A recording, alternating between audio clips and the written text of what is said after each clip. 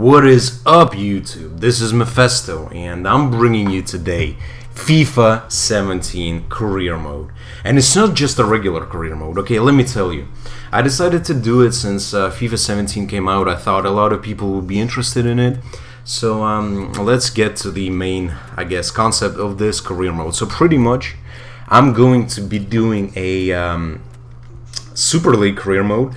And if you watched my previous FIFA videos, especially like FIFA 15, I mean FIFA 16, doesn't matter, you probably know that I'm a fan of those Super League career modes, because then again, okay, my dog is pissing me off, like, get the fuck out! Stop, like, oh my goodness, okay, she's just pissing me off. Okay, anyways, I'm sorry. Super League, what Super League means basically is I put all the best teams from Europe and across the world as well, because I use some teams from Brazil and MLS and whatnot. They get put into one country, especially, you know, specifically England, because England has 4 divisions, and we can put a lot of teams, like more than 60 teams in the country. So yeah, this is basically the concept. Now, what versus career mode means, I didn't know what kind of name to come up with for this kind of specific, I guess, you know, system of career mode. If I'm going to sit, you know, I will eventually like come up with a better name, or you can give your suggestions of how to call this sort of type of career mode, because I haven't seen this at all on YouTube. Okay, let me explain it now. So I have a couple of friends who enjoy playing FIFA a lot. Like, I mean, whenever I have the time, whenever I'm, you know, free from my job, I try to play FIFA as well, because I like football so much. Like, I don't know, it's just one of my passions. And you will see that, you know, I have a sort of specific playing style for FIFA. I like implementing some different interesting strategies and tactics into my FIFA teams. I try to be as much as possible, you know, closer to a real life manager, because I really like what managers do in football, because, you know, it's not just about football coaching. In my opinion, it's mostly, you know, psychology and the ability to read the game. And this is my opinion, because there are so many coaches besides, you know, the manager for a team. But anyways, I digress. You know, I decided to include this part where I put the team so you can see how I do it. You pretty much go into a country, choose a team, and then you press triangle in order for you to swap teams with whatever you want, like from any country you want. So this is pretty neat, in case some of you didn't know, but I've been doing this sort of career mode since like FIFA 14, I think. So as I was saying, I have a couple of friends who love playing FIFA as well, and you know, playing kickoff is not that interesting to us, to be honest, and we don't really play too much of online. Like, I played some Ultimate Team, a UT or whatever it's called, Ultimate Team. I played something else as well, but in the end, I don't really like it too much. Like, I love career mode because it's, I just try to make it sometimes as realistic as possible. I know that a Super League is not realistic, although you probably heard that Karl-Heinz Rummenigge, I think he's the head of the something like a committee of European clubs, like ambassadors of all the biggest European clubs, something like that. Like, I'm not sure, don't quote me on that, but he is, besides, you know, being one of the heads of Bayern Munich, the team that I absolutely love, that I support for more than 10 years now. And yeah, so he actually is promoting an idea to make a European Super League. To be honest, I love this idea. I know it has a lot of like cons, because well, you know, we're gonna have only teams that are not, I think they said that teams that are most popular in the world, I mean in Europe. So I mean, it means like Inter Milan and AC Milan will be in this, but probably teams like, I don't know, like maybe something like Napoli won't, or like Bayer Leverkusen, whatever, because it's going to be only like 20 teams But yeah, well, that's just an example. Like for sure, a team like Villarreal is not going to be there. Although Villarreal used to be, I think, in the semifinals of the Champions League. But it doesn't matter. It's not that popular of a club. For sure, there are 20 more popular clubs than Villarreal in Europe. But that's besides the point. Okay, I digress way too much. But this is why this video is here. I want to talk about my thoughts overall, and you know what is happening in my head in this case. So, yeah. Now, I'll explain what team did I decide to choose, and this will be pretty interesting. Now, I will try to be as you know, as how to put it better. Like, I will try to explain every thought that I have, every small tactic, any adjustment in the position that I do. I will try to fully explain it to you guys, because I want to. I discovered that in FIFA, to be honest, playing possession-based football and passing the ball, I won't say slowly, but passing the ball patiently and not always passing it forwards, is the most amazing way to play. Like, I mean, for me, it makes the game a lot more easier to control, because I usually have quite a bit of possession, and which means, you know, obviously that's quite self-explanatory, but the more you have the possession, the less time the opposition is on the ball, which means the less opportunities they have to score a goal. Now, so again, yeah, as I said, I kind of changed my styles of playing, because I tried a different philosophy, and it worked a lot for me. I don't like counter-attacking football. It's not that great. I think it's too risky. So, and I know many of the people on YouTube, many of the people overall, they don't really think about passing too much. They think about getting as much closer to goal as possible. Like, they try to pass it just forwards, and then, you know, whatever, how would you say it, like, boot and pray or whatever. They just in the end, you know, they get positions that are not that beneficial. They have players in positions that are sort of, you know, I guess or at all, like, not good.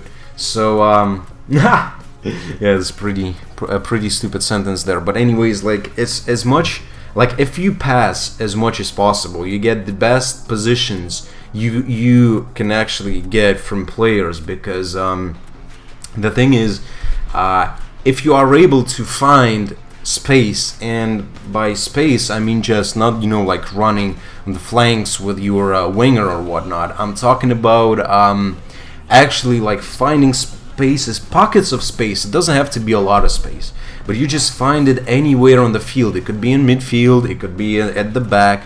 And my concept is, I mostly try to make the safest pass possible. Like, because the less the player is getting pressured, the less there is a chance of him making a mistake.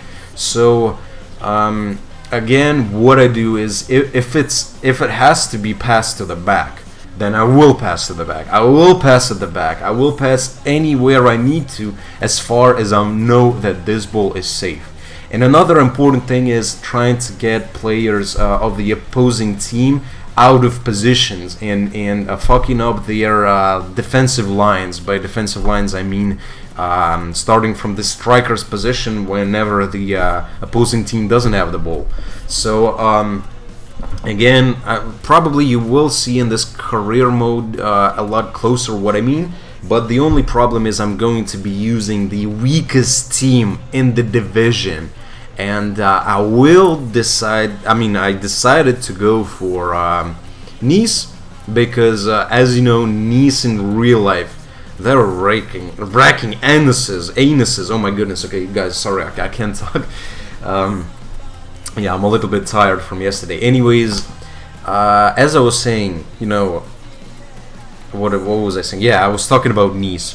Dude, Nice is so goddamn good. Like, those bitches are amazing. I mean, they are first in the League One now. As, like, for the moment of the recording, by the Nice is sitting on top, clear by 1 point, I think. So You know, Nice is really nice. They bought Balotelli this summer. They bought Dante as well, and Dante is an ex-Bayern Munich player. He used to be in the starting 11 on the year of the treble-winning year. Actually, I decided to stop the recording and take a look at how much time I've been talking already, and it's been 10 minutes. Okay, guys, I'm sorry. I just want to explain to the fullest what is going on in my head and why I decided for certain things. So I guess bear with me. So as I was saying, I chose Nice because they've been showing some nice football this season. They are actually first at the League One table right now in France, and I honestly hope that they will win this championship because Nice. My dad lives in the south of France, and I know that the closest team from the Premier League of France, is actually Nice, like the closest team. So yeah, there is every reason is for me to start a Nice career mode. So what I'm gonna do, I'm going to put Nice into the Barclays Premier League, which is I guess a bit harsh since Nice's power. Nice is, in my opinion, a maybe championship level club in terms of, speaking about Super Leagues, obviously, because in the Premier League there's going to be teams, well, you already saw, but there will be teams like Bayern Munich, Barcelona, Real Madrid, Chelsea, Manchester United, PSG and stuff like that. So obviously, compared to those teams, Nice is probably more on the level of Wolfsburg, and I think Nice is probably weaker than Wolfsburg, and Wolfsburg, as you saw, is in the championship. So yeah, we will go for the 60% transfer increase because Nice, I'll tell you now, Nice has very little money, and obviously, 60% won't be too much. I think even with the 60% increase, they had like $15 million, maybe 20 max, but that is nothing basically. So I guess let's skip to the point where, I'm already finishing League 2, I guess, but let's skip to the point where I have finished it. Okay, so let me show you the Barclays Premier League real quick. This is the Super League, whatever you want to call it. And I'm going to show you now that we have Nice in this, and Nice is going to rape some motherfucking bitches like Real Madrid. Cristiano Ronaldo is getting that big dick into his motherfucking ass, nigga. Because, listen, Nice has Balotelli. Balotelli is fucking up everyone, dude. Look at fucking Dante. Dante wrecks shit. Like, he is good. Like, people with such hair are good in defense. Like, I'm just saying. Look at Marcelo, look at David Luiz, look at motherfucking Puyol.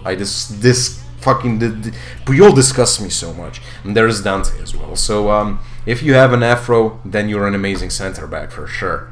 Now, I'm showing you those teams. So you see we have Napoli, Lyon, Nice, we have Chelsea, Paris Saint-Germain, Real Madrid.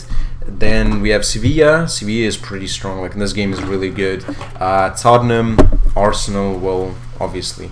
So I've showed you pretty much everything. Now look at this. The board expectations. We have medium domestic success, low continental success, low brand exposure, medium financial, and high youth development, which is pretty interesting because I think I did try like one career mode before recording this, and I didn't have too many objectives with the youth, and I think that with this high youth development status we might have some interesting objectives, I guess, and we'll see how we can fulfill them.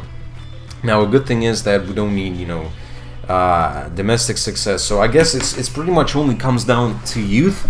Financial is high, I think, or medium. I didn't really catch that. Now I was actually a little bit of I was disappointed that you can't really use a real life manager. Like, I was thinking about okay, so that my favorite manager is Pep Guardiola. Like, I fucking love his tactics, like the way he approaches football. This guy is a scientist. and this is what I respect. I respect that a lot.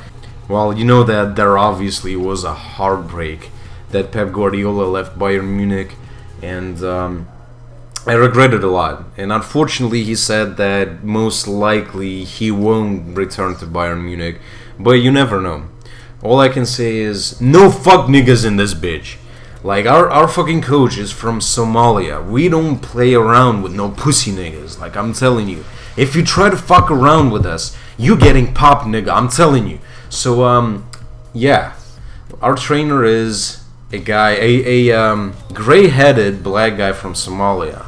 And he is a guy who knows football well. Really well. Like, he's a football expert, I'm telling you.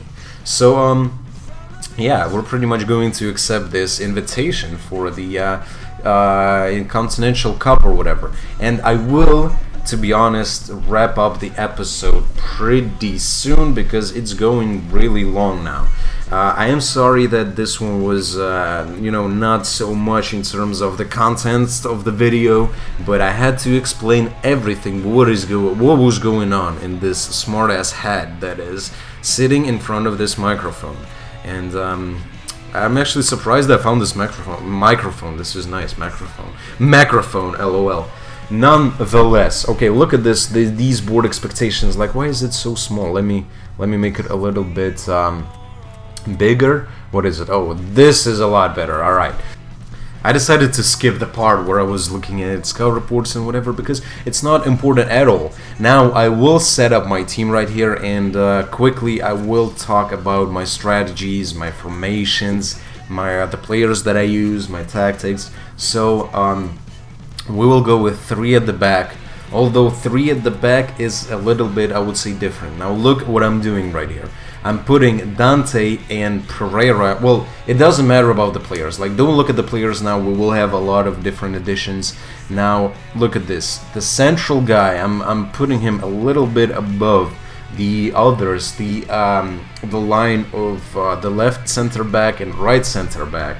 And I'm putting this position of sweeper. And you probably know that the sweeper position was made popular by...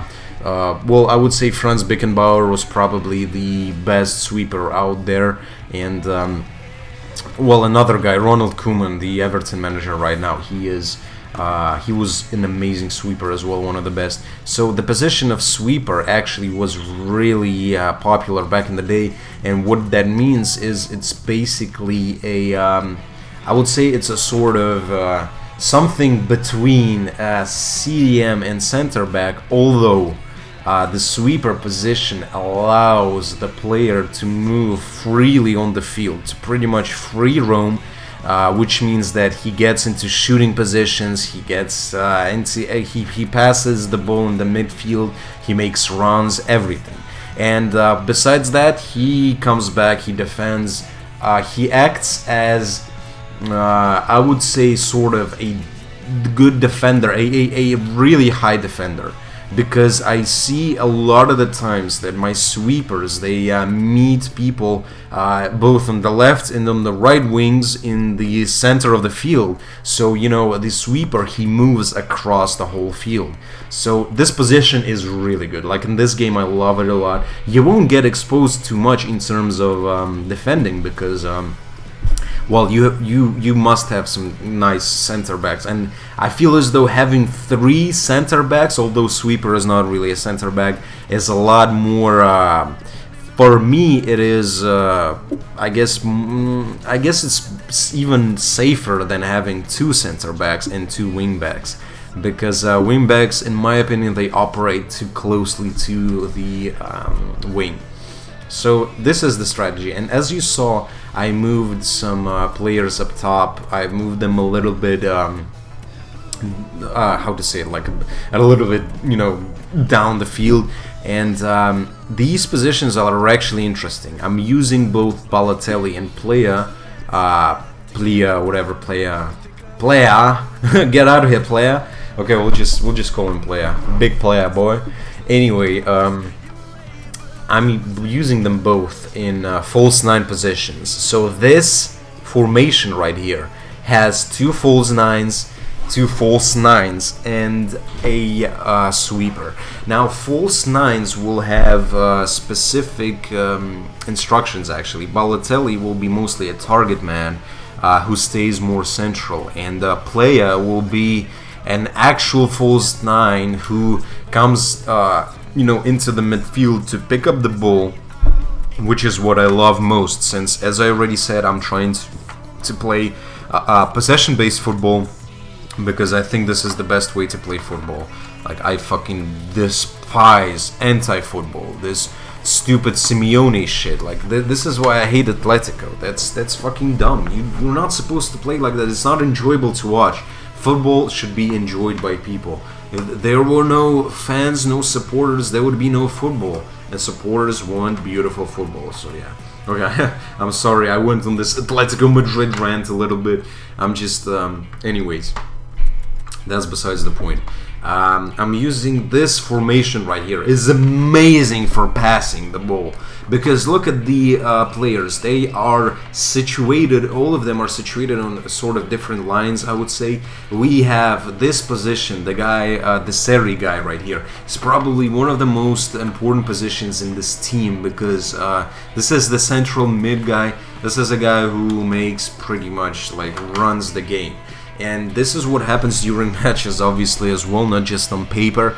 And I used to play with this strategy since like FIFA 16.